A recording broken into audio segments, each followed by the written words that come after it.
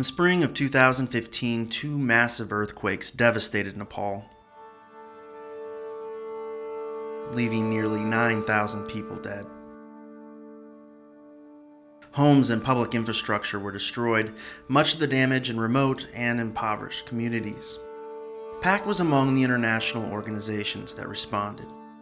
But rather than distributing relief materials or bringing in contractors to rebuild, Pact took a different approach, putting communities directly in charge of their own recovery.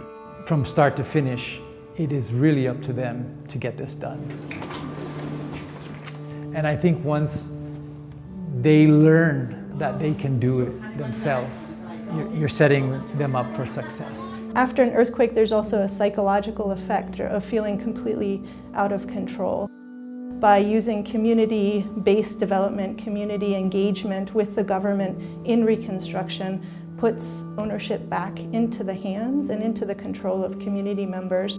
At the end of the day, if communities feel like development has been done to them, they're not necessarily better off.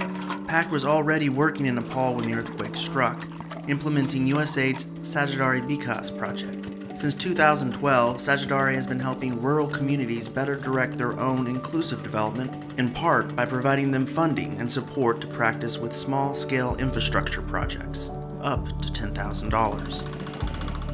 After the earthquakes, Pact and USAID expanded into some of the worst-hit areas, using the Sajhedari model to give historically marginalized communities the chance to lead their own rebuilding efforts.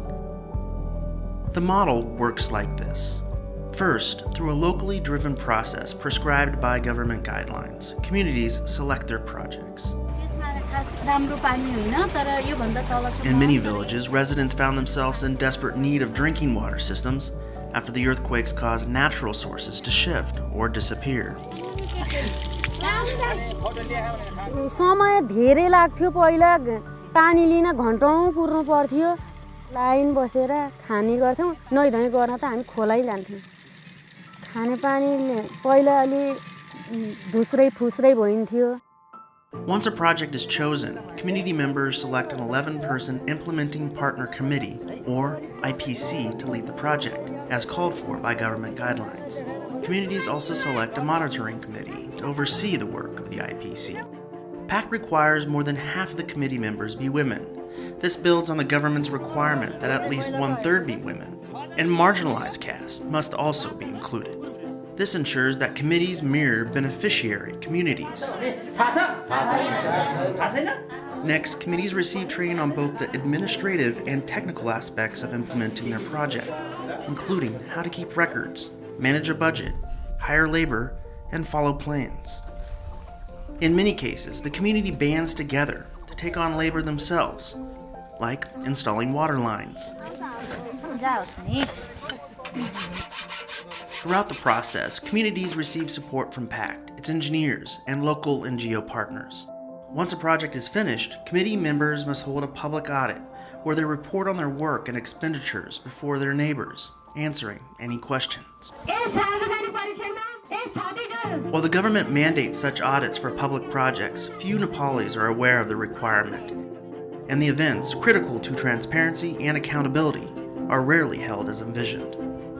Even many local officials are unaware of Nepal's accountability requirements for development, but with Sajhedari's example, that is changing.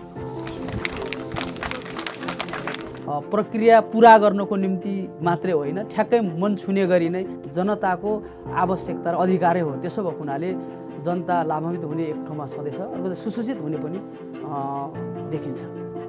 When you have a process where everything's transparent and people demand that things be transparent, I think you're going to see a lot of trust built within the community.